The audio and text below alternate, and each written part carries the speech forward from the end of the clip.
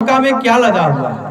बोले मेरी नौका में लता पत्रादिक है, बहुत कुछ सामान नहीं है। जबकि उनकी नौका में बहुत सारी चीजें थी, बहुत सारी चीजें थी। कोई ऐसी चीज नहीं थी जो उनकी नौका में न हो।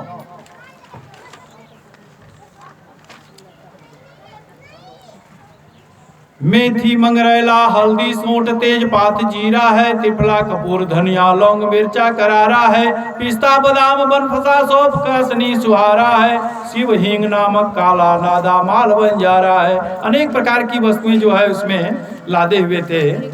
और जब ऐसा कहा कि आपकी नौका में जब कुछ नहीं है, लता पत्रादिक है, तो लता पत्रादिक ही हो जाए। सत्यम भवतु ते वचः, साधु बनिया जैसा तुम कह रहे हो वैसा ही तुम्हारा वचन सत्य हो, अर्थात लता पत्रादिक ही हो जाए आपकी नौका में। साधु बनिया रोने लगे। और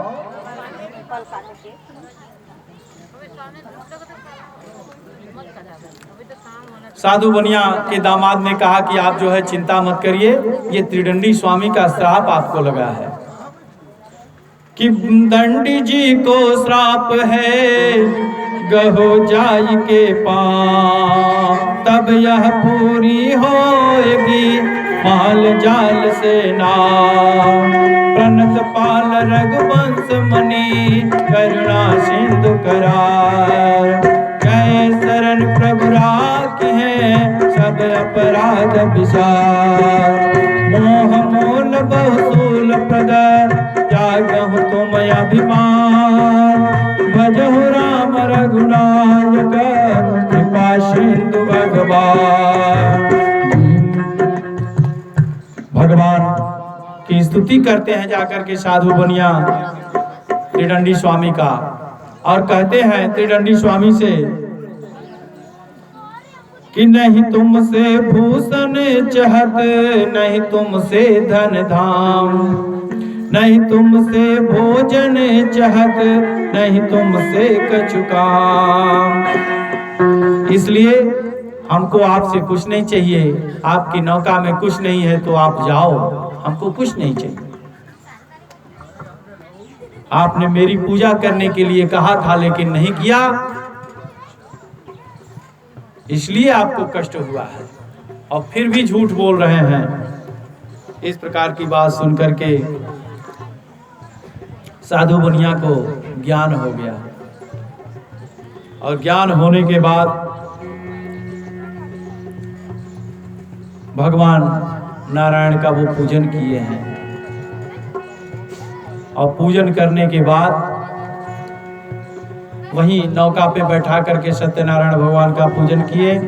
उनको आनंद मिला, क्योंकि भगवान नारायण को ज्यादा देर क्रोध नहीं रहता है। भगवान शंकर जैसे हैं उनको क्रोध जल्दी नहीं आता, बोले ऐसे नारायण भी जो है अगर आप उनसे क्षमा याचना कर लेते हैं, प्रार्थना करते हैं तो वो क्षमा कर देते हैं।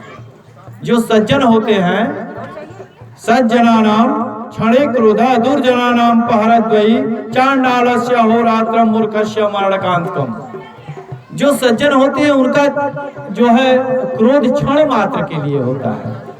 इसी प्रकार से भगवान जो है क्षण मात्र के लिए क्रोध किए थे कि जाओ तुम्हारी नौका में लता पत्रादिक हो जाएगा, लेकिन जब क्षमा प्रार्थना करने लगा, रोने लगा, तो बोले कि अच्छा जाओ तुम्हारी नौका में सब हो जाएगा, घबराओ मत, जाओ तुम मेरा पूजा करने के लिए कहे थे नहीं किए, जाओ तुम्हारा हो जाएगा।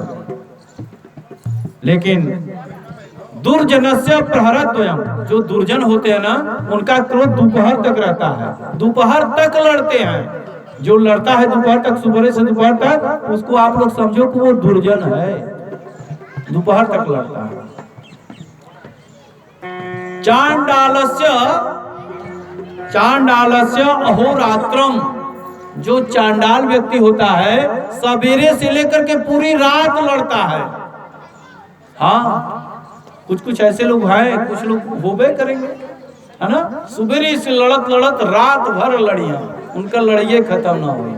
समझिए कोई चांडाल है, कहना भी चांडाल है वह का यार, जब हो तब शुरू से ही वहीं तक पहुंच जाए, लड़ता है वह हद कह डाला जाए, है ना, ऐसा कह देते हैं।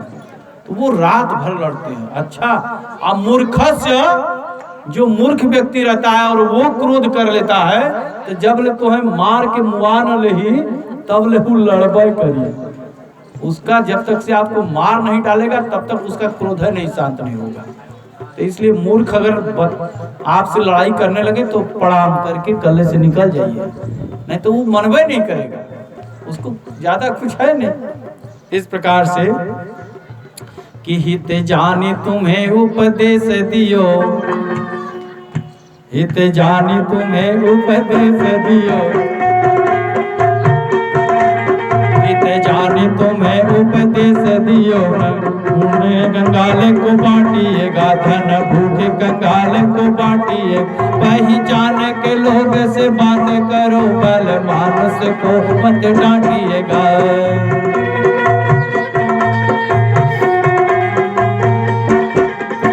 दीन मलिन जो दिख परे, सिया राम कहे दुख काटिएगा।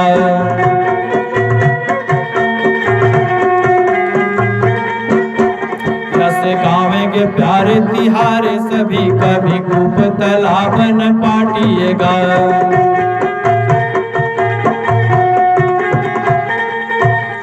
कभी पंडित को उपदेश हमारे सुनो चित सो, कभी पंडित को मत कोसिएगा। सबसे हिल के मिल के रही, पूरे बातन को तुम सोचिएगा।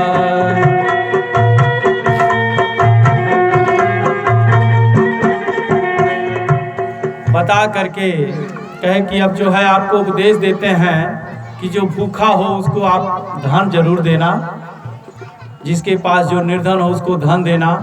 कुआं तालाब ये सब मत पाटना।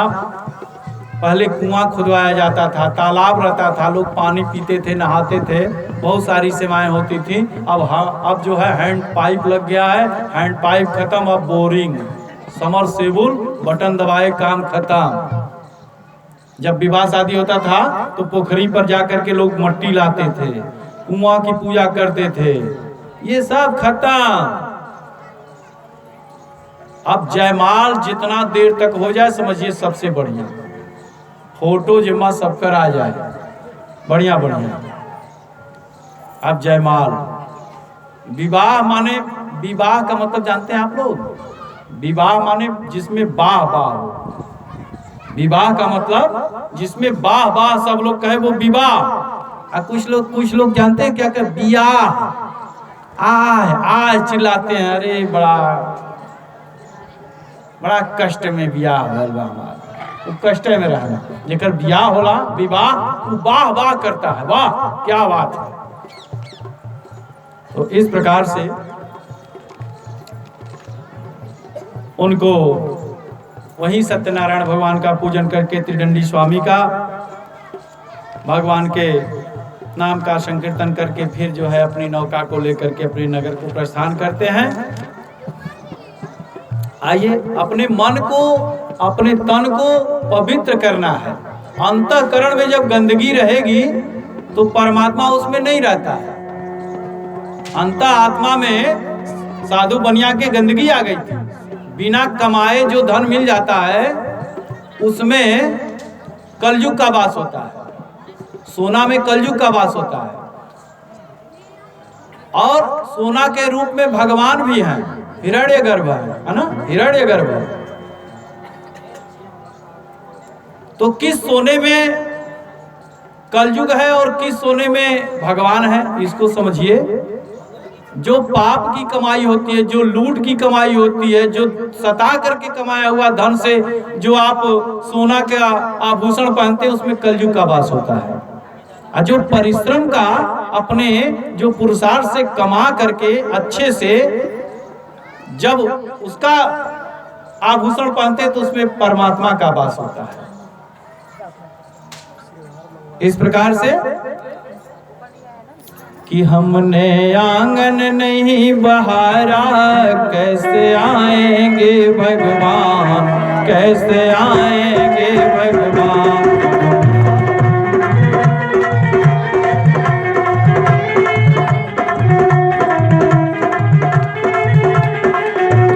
हमने आंगन नहीं बहारा, हमने आंगन नहीं बहारा,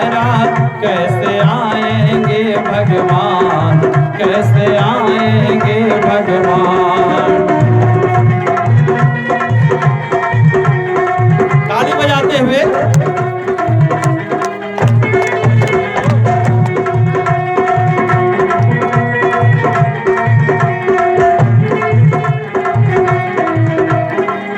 एक चीज और बताएं, हम लोग आंगन तो बहार देते हैं, आंगन बहार करके, घर बहार करके, अब कूड़ा कहाँ रखते हैं? दुआरिया पर, 12वां दुआरी पर रख देते हैं। तो अब तक कूड़ा पड़ा दुआरा, कैसे आएंगे भगवान, कैसे आएंगे भगवान।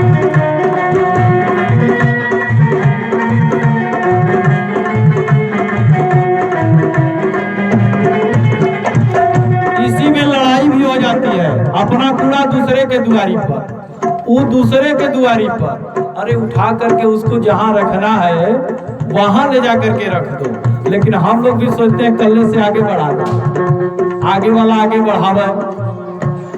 अब पता लगा लास्ट वाले के यहाँ जा तो 4-5 मजे को हो जाए तो उठा के वो फेंका, वो तो आके लड़ेगा ही ना कि सब लोग झाड़ के हमारे ही को लिया हो। तो ऐसा कभी न करें। अंत आत्मा रूपी इस परमात्मा जो अंत आत्मा में रहता है, वो गंदगी उसको पसंद नहीं है।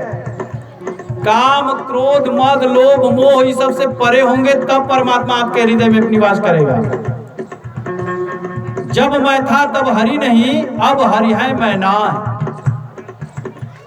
जब अहंकार होता है वहां पर परमात्मा नहीं रहते, और जब अहंकार समाप्त हो जाता है तो परमात्मा प्रवेश करते हैं, वहीं रहते हैं, निवास करते हैं।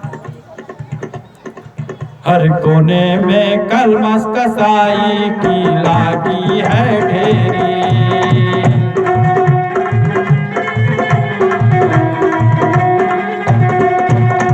नहीं ज्ञान की किरण कहीं है, हर कोठरी अंधेरी।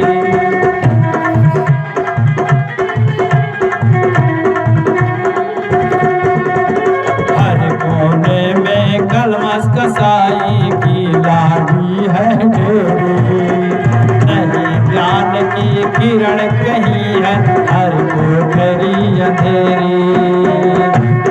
आंगन चौबारा उदियारा, आंगन चौबारा उदियारा, कैसे आएंगे भगवान, कैसे आएंगे भगवान। हमने आंगन नहीं बहारा, कैसे आएंगे भगवान।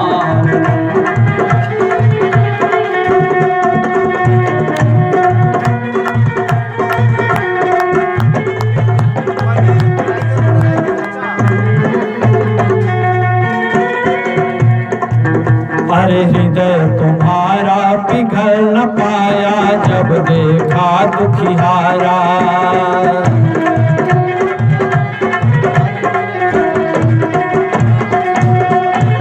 किसी बांध भूले ने तुमसे पाया नहीं सहारा।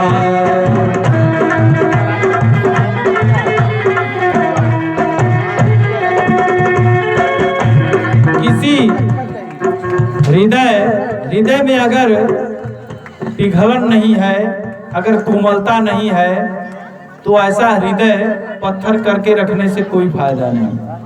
क्योंकि दीन दुखियों की सेवा करनी चाहिए। और सूखी है करुणा की धारा, सूखी है करुणा की धारा, कैसे आएंगे भगवान, कैसे आएंगे भगवान।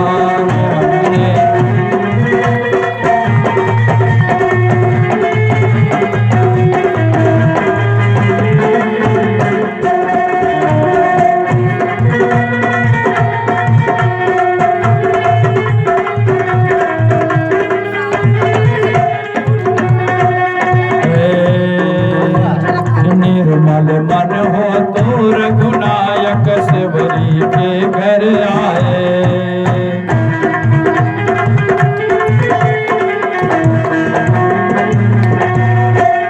श्याम सुंदर की बाह पकड़ कर साग विदुर विदुर घर खाए।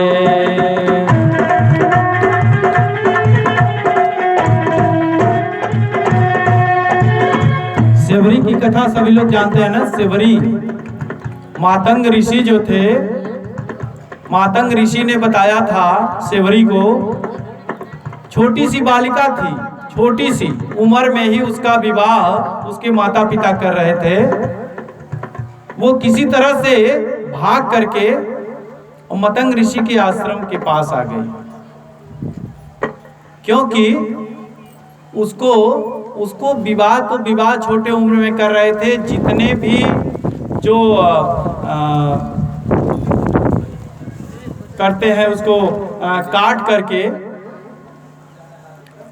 बलि देने के लिए ऐसी सारी व्यवस्था किए थे लोग। इसलिए वो सारे जीव जंतुओं को छोड़ करके और अपने भी भाग करके मतंग ऋषि के आश्रम में आ गई और वहीं पर रहती थी। छोटे कुल की थी, इसलिए मंदिर में उनके आश्रम में नहीं गई। जब वो सब लोग सो जाते थे यज्ञ पूजा करके तो सफाई उफाई कर देती थी। कितने दिन से जब देखे कि रोज हमारे कुटी की सफाई हो जाती है तो लगे ढूंढने मतंग ऋषि। तो पता लगा कि ये तो छोटी सी बिटिया है। बोले बेटी तुम कौन हो, कहाँ से आई हो? बोले हमारा विवाह छोटे पर ही कर रहे थे लोग, हमको विवाह नहीं करना, हमको परमात्मा से मिलना है, हमको परमात्मा का ध्यान करना है, हमको मोह माया के जाल में नहीं फंसना है। बोले ऐसी बात है, ठीक है। और वो कीर्तन भजन करती थी करते करते छोटी उम्र से बुजुर्ग हो गई, दांत टूट गया, बाल सफेद हो गए, लेकिन भगवान का स्मरण करती रही, राम आएंगे। क्योंकि मतंग ऋषि जब जाने लगे तो कहे कि बेटी तुम इसी कुटी में रहना, अब हम लोग जा रहे हैं और प्रभु श्री राम यहाँ आएंगे, एक दिन जरूर आएंगे।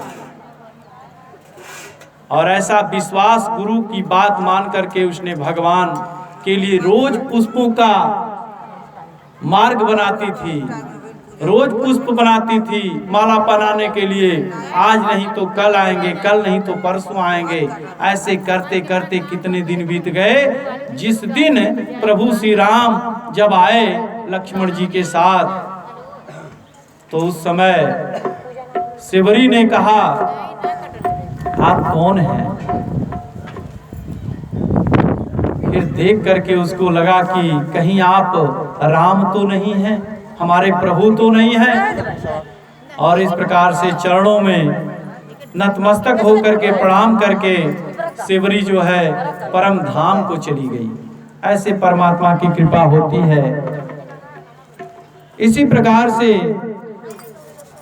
कहते हैं कि श्याम सुंदर की बाह पकड़कर साग विदुर घर खाए।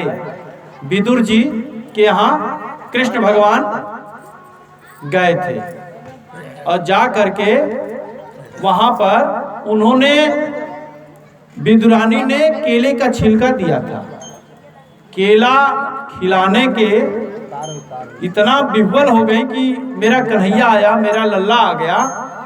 पाटा उल्टा करके बिछा दी, उस पर कन्हैया बैठ गए और केला फेंकती जा रही हैं, छिलका पत्तल में रखती जा रही हैं। केला छिलका जो है, छिलका खा करके कन्हैया 20-25 छिलका खा करके कहे बहुत आनंद आ रहा है काकी, बहुत आनंद आ रहा है। ये प्रेम था विदुरानी का। विदुर जी आए मेवा मिश्री मखान सब लेकर के, बोले कन्हैया ये क्या खा रहे हो? बोले कि क्या खा रहा हूं, मैं तो केला खा रहा हूं। केला नहीं, छिलका खा रहे हो। तो बोले कि हमको तो पता ही नहीं चला। अच्छा लो लो वो सब छोड़ो, ये खाओ, मेवा मिश्री माखन ये खाते हो तुम तो। और दिए, जब खाए, एक बार खाए और बोले काका आप बुरा मत मानना, आप बुरा तो नहीं मानोगे, एक बात कहूं? बोले हाँ बताओ। बोले जितना मीठा केला का छिलका लगा उतना मीठा आपका ये मेवा मिश्री हमको नहीं लगा। क्योंकि भाव का भोज था, भाव था विदुरानी का। बैठा करके वो प्रेम से केवल खिलाती जा रही थी, वो खाते जा रहे थे। इस प्रकार से फिर जो है उनकी पत्नी और बेटी ने पता चला कि हमारे पतिदेव आ गए हैं गंगा के तट पर, तो दौड़ते हुए जाती हैं। उनकी लड़की ने भगवान का प्रसाद नहीं खाया, आरती किया लेकिन चल दी। भगवान रुष्ट हो गए, कहे कि आपको मेरे प्रसाद से प्रिय अगर पति है तो आपके पति का दर्शन नहीं होगा। साधु बनिया नौका से उतर गए, जल में जो है उनके दामाद डूब गए।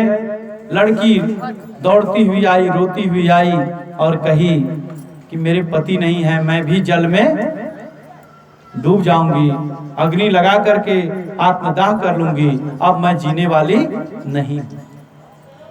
ऐसे वो पतिव्रत धारण करने वाली पत्नी थी कलावती। इतनी बात सुनकर के जब साधु बनिया ने बार बार भगवान से क्षमा प्रार्थना किया कि हे दीनों पर दया करने वाले दीनदयाल, मेरे ऊपर कृपा कीजिए, जाने अनजाने में जो गलती हो उसे आप क्षमा करिए। मेरे दामाद जल में डूब गए हैं, अगर ये वापस, आप में सब शक्ति है, आप सब कर सकते हैं, अगर आ जाएंगे तो हम यहीं बैठ करके अपने पूरे परिवार और पूरे नगर के वासियों के साथ आपका व्रत और पूजन करेंगे। ऐसा जब कहे तब जो है आकाशवाणी हुई कि हे साधु बनिया रो मत, तुम्हारी पुत्री ने पूजन तो किया, प्रसाद नहीं खाया, इसलिए इसके पति का दर्शन नहीं हुआ है। ये घर जाकर के प्रसाद खा करके आवेगी तो इसके पति का दर्शन अवश्य होगा। ऐसी बात सुनी जब आकाशवाणी, दौड़ती हुई लड़की घर गई और घर जाकर के प्रसाद खाई, प्रसाद खा करके वापस आई तो उसके पति का दर्शन हुआ।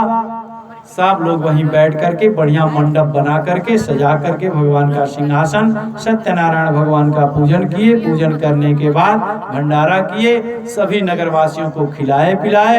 इसके बाद उसी समय अपने दामाद को सारा राज्य वैभव धन संपत्ति सब का अधिकारी बना करके साधु बनिया और उनकी पत्नी लीलावती जंगल में चले गए। भगवान का एकांत में कुटी बना करके भगवान का नाम स्मरण करने लगे।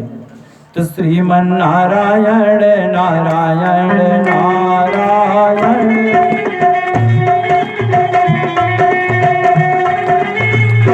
श्रीमन नारायण नारायण, लक्ष्मी नारायण नारायण,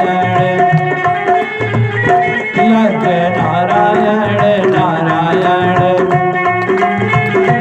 अग्नि नारायण नारायण, श्रीमन नारायण नारायण।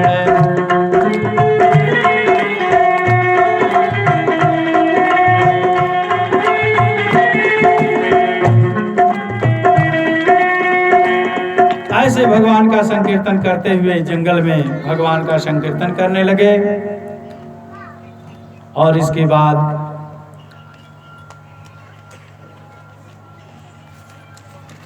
चौथे अध्याय में सूत जी महाराज 88,000 ऋषियों को बताते हैं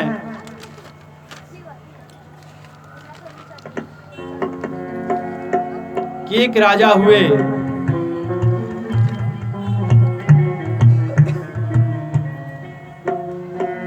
तुंगध्वज नाम के राजा हुए, और उन्होंने भगवान का प्रसाद त्याग कर दिया था, जिससे कि उनके 100 पुत्र थे, सब के सब नष्ट हो गए, राज वैभव सब नष्ट हो गया।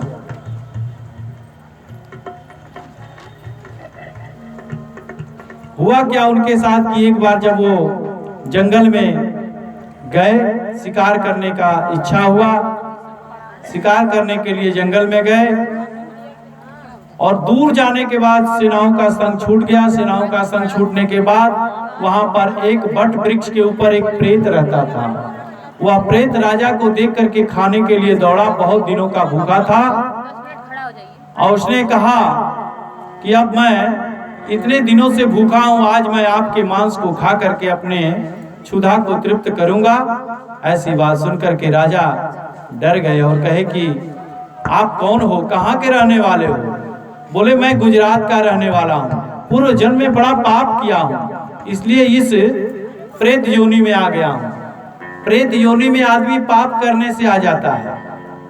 कैसे आता है? जुआ खेलने से, शराब पीने से, वेश्यागमन करने से, दूसरे का धन चुराने से, ये सारी चीजें पाप में आती हैं। इस प्रकार से जैसे उसने बताया, मैं गुजरात का रहा, भूत प्रेत पिशाच सबको अपने पूर्व जन्म की बातें याद रहती हैं, केवल मनुष्य को याद नहीं रहता। मनुष्य जब तक गर्भ में रहता है तब तक उसको सारी बातें याद रहता है, परमात्मा का ध्यान करता है, कहता है हे प्रभु मुझे इस नर्क से हमें निकालो। और जब निकलते हैं तो हम आकर के कहते हैं कहाँ कहाँ कहाँ कहाँ कहते हैं ना, कहते हैं कहाँ आ गए, कहाँ आ गए। बच्चे जो रोते हैं अगर ध्यान देंगे तो यही कहते हैं कहाँ कहाँ कहाँ कहाँ आ गए। एक बात और है कि हम कहाँ आ गए, यानी वो परमात्मा क्यों नहीं दिख रहा है? जो गर्भ में था वो परमात्मा क्यों नहीं दिख रहा है? कहाँ है? हम कहाँ आ गए, वो कहाँ है? क्योंकि उस समय तो माया अपना पर्दा डाल देती है। वैसे छोटे बच्चे जो होते हैं ना, छोटे जो होते हैं, उनको परमात्मा के द्वारा ही भोजन पानी मिलता है। गर्भ में रहते हैं तब भी परमात्मा ही देता है। उल्टा लटका होता है, गर्भ में उल्टा पड़ा होता है। कैसे कैसे वो जो है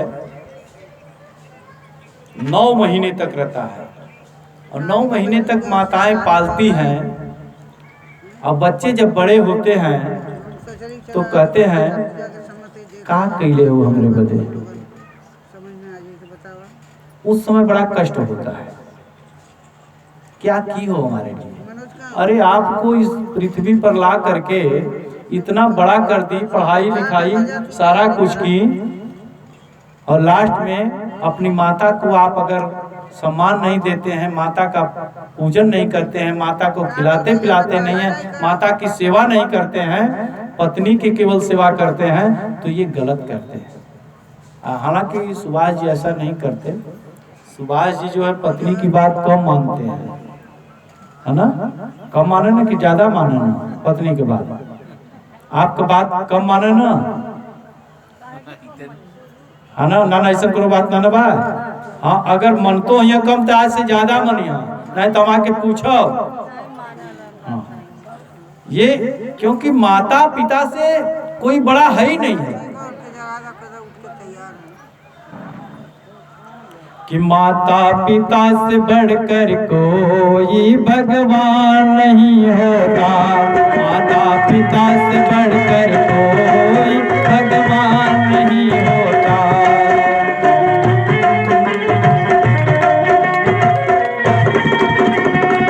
माता पिता से बढ़कर कोई भगवान नहीं होता।